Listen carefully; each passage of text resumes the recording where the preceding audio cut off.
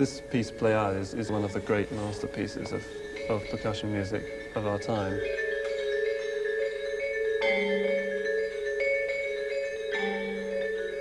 It's just so long. I mean, there aren't that many works in any time for 6 people that is 45, 50 minutes long. That's a lot. And so you can't afford your weaknesses.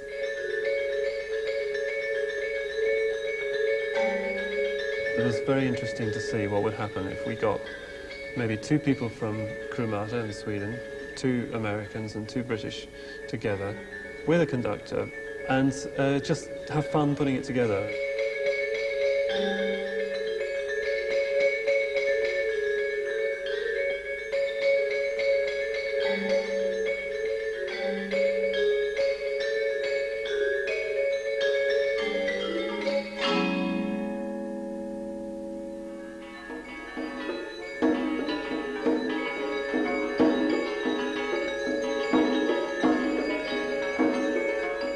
Pleiades is the constellation with about 6 or 7 stars that you can see faintly in the summer sky at night.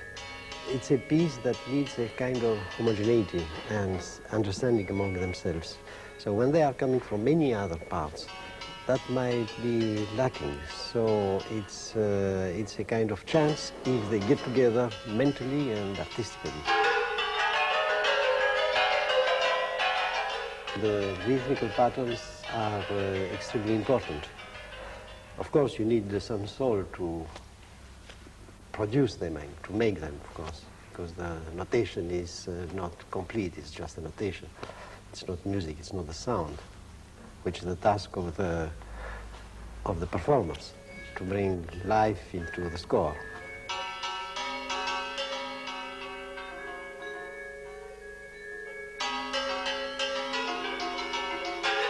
There are, let's say, 3 types of sounds.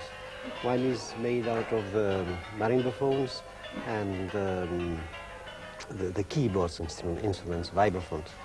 And the other section is with the 6 ends, purely. Another section is with the skins, pure also. And then there is another section with mixed up, everything is together. And the order of the movements isn't fixed, is it? No, it isn't fixed. That can be changed depending on the acoustics, on the, let's say, the feeling of the percussionist, or sometimes of myself.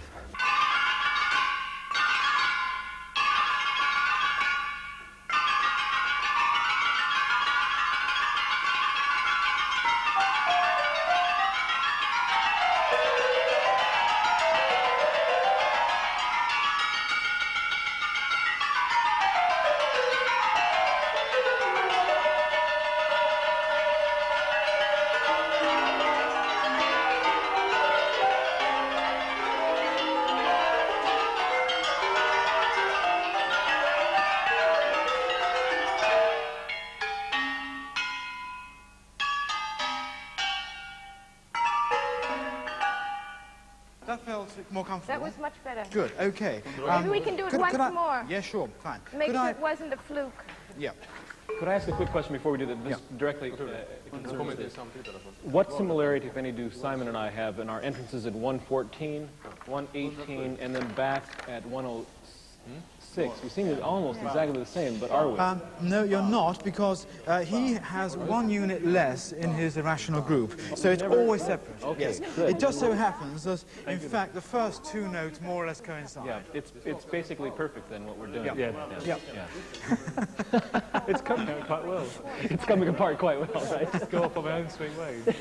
I've got a couple of ties in my part. It takes time to form a group. All the musicians are obviously very skilled and used to listen to each other and so on. But still, when we work in Krumata, which we worked together for 10 years, every day, so of course you feel that I know exactly when Johan is going to, do something.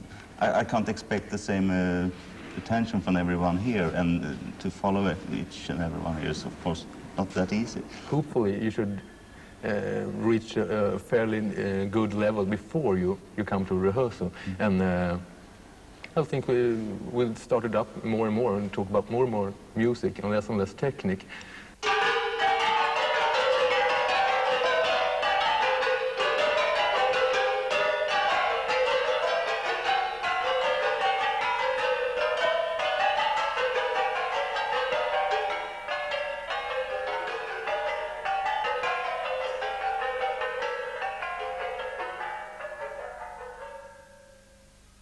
We hardly even touch the last note. We just do the last bar. Yep.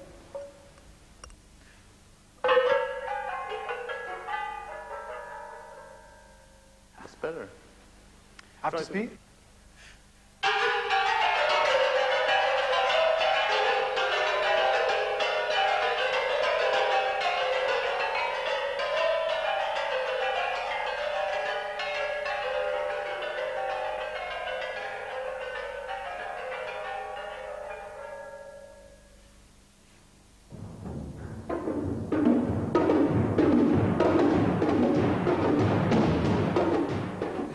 Invented an instrument called the Xen, or the Xen, literally. The Cis is the sixth percussionist of Strasbourg, for whom the piece was written, and Xen, the first three letters of Xenakis' name. And he conceived this as just 19 bars of metal, and nobody knew how they were going to be laid out or anything when he wrote it, but each of the bars, numbers 1 to 19, corresponds, the pitches, around the 6 instruments. But not quite. And they're all tuned a little bit out, so they're all microtonally tuned, one from the other.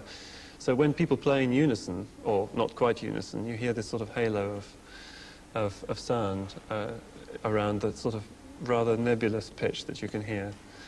But that's just one instrument. I mean, people are inventing instruments all the time. People are discovering instruments all the time.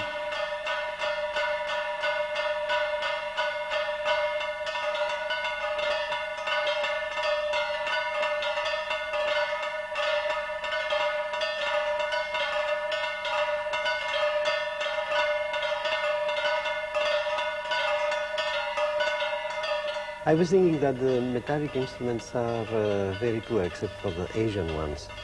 So I thought that maybe some research should be done there, and we made the first ones in Germany. That was, I think, in Karlsruhe, which were not satisfactory. So after a few generations, we have the last one, which is not the last one, in fact. It will be another last one, maybe in July, but made in Japan by Yamaha. And I wanted that the sound should be metallic, but not like the bells or the cowbells or whatever traditional. It should be more metallic than them and more natural and interesting also.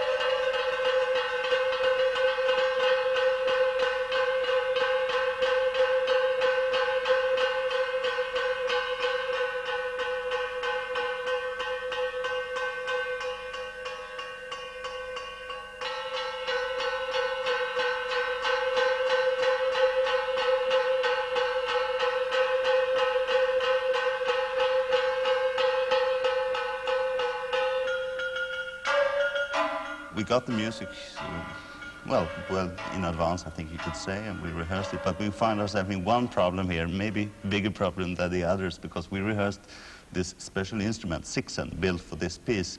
We rehearsed because you don't really have that instrument. So we built up an instrument of 19 metal bars in a row, and we come here and finding the instrument not being constructed that way.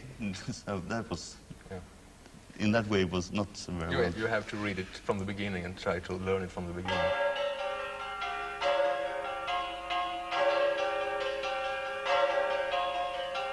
The instrument is terribly conventional. It looks like a vibraphone.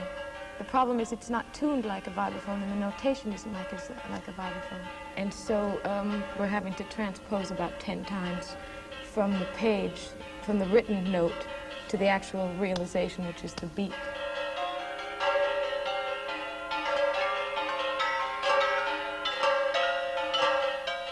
Well, as a percussionist, you're used to deal with a lot of instruments, of course, but they are still the same instrument you remember from yesterday. Marimba is a marimba, tom-tom is a tom-tom, etc., etc. But the sixteen is a completely new thing.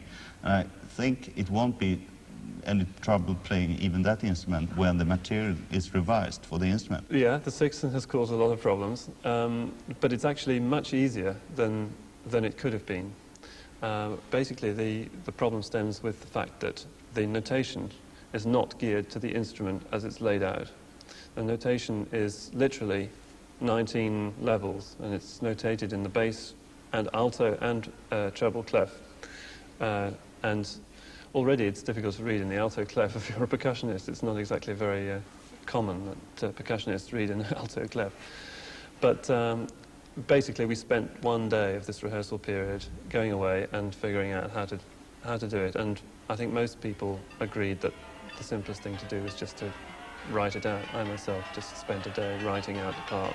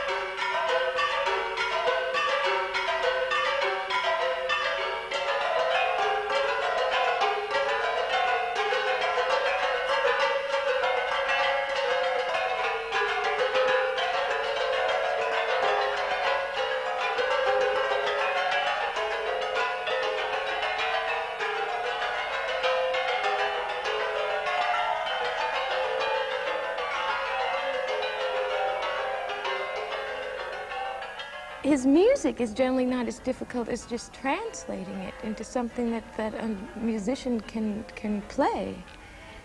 There's a lot of structures and there's a lot of things one learns or one understands, but I don't think that's more difficult than anybody else's thing. If we wouldn't have had to translate and transpose and rewrite, I don't think the piece would have been nearly as difficult as it is. So it's actually the look of the thing on the page that's intimidating. It looks wonderful, but you can't play it.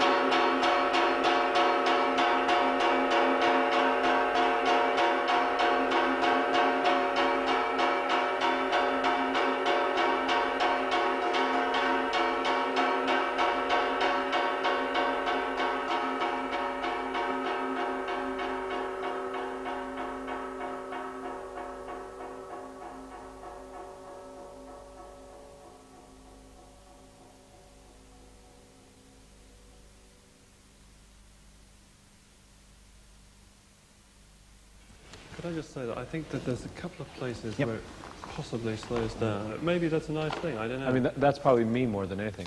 There, I'll be sure to push it. That's where that... Well, I suppose the issue is whether we should let it... Maybe. It seems to want to kind of... I sort of like it. It's sort of nice, yes. Do you agree with me that it happens? I don't know if it's a tempo change, but it is definitely a laid back. Yeah. Laid black It's sort of Xenakis does Prokofiev there.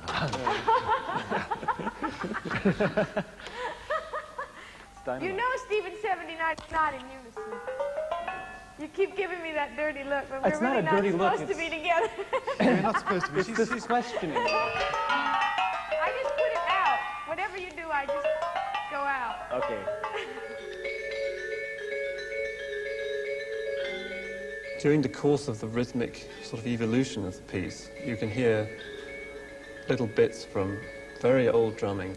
And I think it's extraordinarily interesting how you can listen to contemporary percussion music and somehow it doesn't really seem contemporary. And I think that this is one of the most exciting aspects of percussion music, is that it's very universal. It appeals to anybody. I mean, it doesn't matter what your musical tastes, or even if you have any musical tastes, you cannot but be affected in some way, very physically, by this music.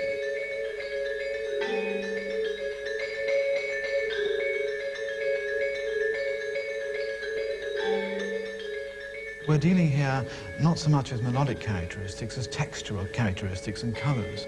I mean, the kind of kaleidoscope that this work creates is an intensely complex matter, and it's rather like talking about the difference, if you like, between a mosaic and a photograph. This is a mosaic, and the outlines are much more complex and difficult to organise.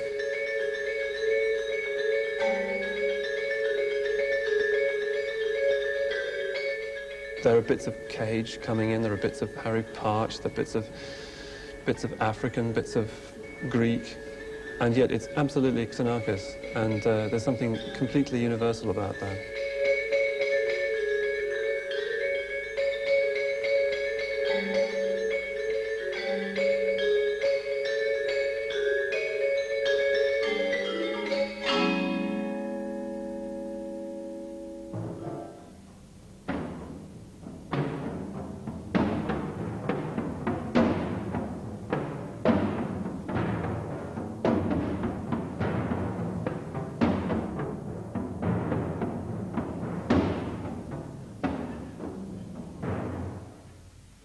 Could one of you just keep 8 notes, or 16 notes, dun, dun, dun, dun, dun, dun, dun, together with Edwin? Well, why not do it with them?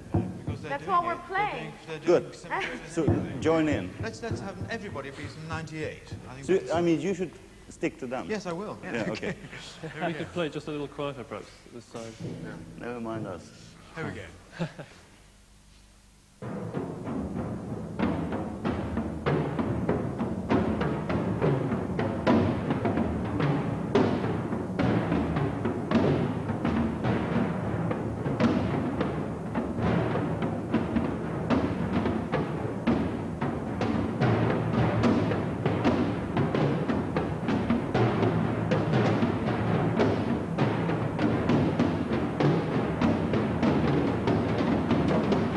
Xenakis piece is very special. It's a very huge piece, takes about 50 minutes, and has its difficulties, which is special for that piece, not at least because of the Sixen instrument, which is a special made instrument for this piece. But the ensemble feeling, of course, it takes more than a week to create that. But I would say with these percussionists involved, it's quite easy anyhow, because they're very skilled, used to listen to each other, and we really start rehearsing from a level that we can make music.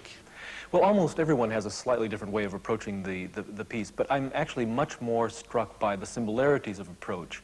In spite of the fact that I've never really worked with, in fact, never worked at all with either of the Swedish performers, we approach the rhythmic and performance problems of the Xenakis in a very similar fashion. And I think that can only be accounted for by the fact that we have been dealing with the same problems in contemporary percussion repertoire for years. And even though we may not have ever consulted in person about them, the music has led us to a very similar point. So the diversity was less noticeable to me than the universality of our approach. Yeah, sure, I can hear Robin, so... You can't? I can. You can, yes, I can just about hear it, yeah. I can. Is Good. that English or British? British or American? Can. I can't, and they can't. I can, but you can't. We can. You can, yes. That's the advantage of being Swedish. Well, okay, What about 48? those who can, do. Right, we're going for 48.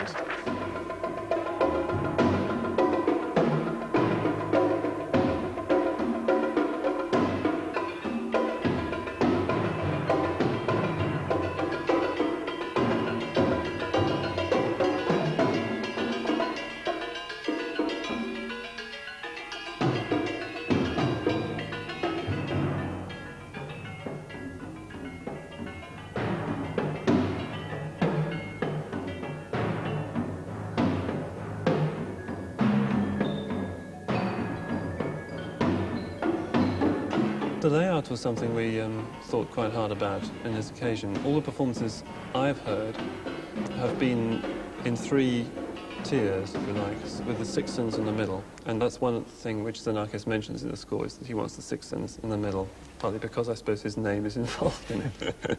And then there's another semicircle of the clavier, and then the bigger circle, the final circle, is the drums. The problem with that is that when you get to the mélange movement, there is like sometimes one beat or even no beats to get from your sixten to your drums. And so in fact all those performances that I've heard, the conductor, or if it's not conducted, it just happens, they just stop while people move, and I feel that's a terrible shame. And in fact I asked Xenakis about that, and he said, well, if possible, we should try to get it absolutely without a break. So we've worked at that, and we've worked out a way, and it works fine. So each person has a layout of all their instruments, the drums, the sixten, and the keyboard instrument, at very close proximity. In fact, as percussion music goes, there are not so many instruments for each person. We're used to playing music which has far more instruments per person than that, so it's actually quite neat and quite easy to get around. It's a continual process of expanding your vocabulary, I like to call it. I mean, even the basic setup of this piece, which is we're all six playing the same instruments, not necessarily at the same time, but it's a setup that is different from anything we've ever done, which is the interesting thing about playing percussion. You play maybe 300 drums in your life, and every time you put them together, you're playing a new instrument.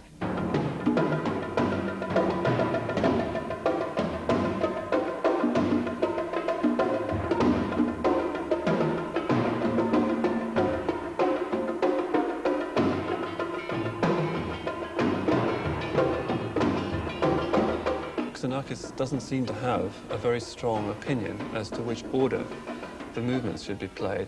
And you know, Steve and I were just discussing, in fact, that it's extraordinary that somebody with such a command of form and everything shouldn't really sort of care. There is a sort of suggested order in the score, which seems to me to be absolutely the wrong order. So we're going to start with clavier, the xylophones and marimbas.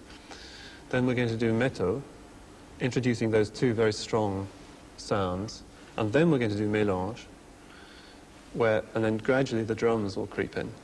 And then the last movement, which is absolutely wild, is just the drums movement. You have to finish with the drums movement, whatever.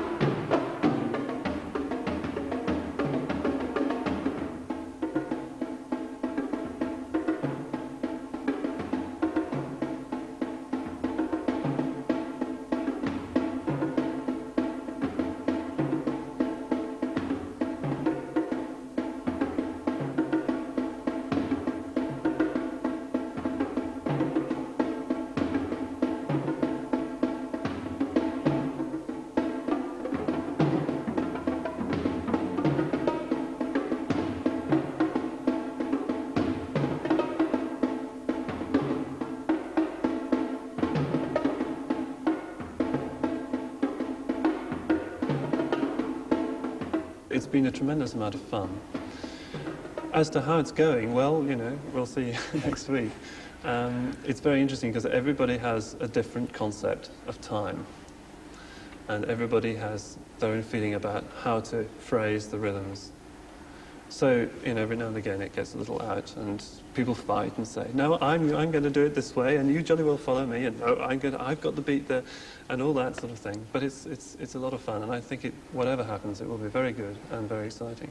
It's absolutely fantastically difficult. I don't know of a work which requires more intense virtuosity from its performers, percussionist or otherwise, than this work. It is intensely virtuosic, and the players that I've been working with this week, I think, are the best in the world. They are absolutely fantastic. It's tremendously energetic, vibrant music, isn't it? Drumming is energetic. Yes. Drumming is energetic. Yes.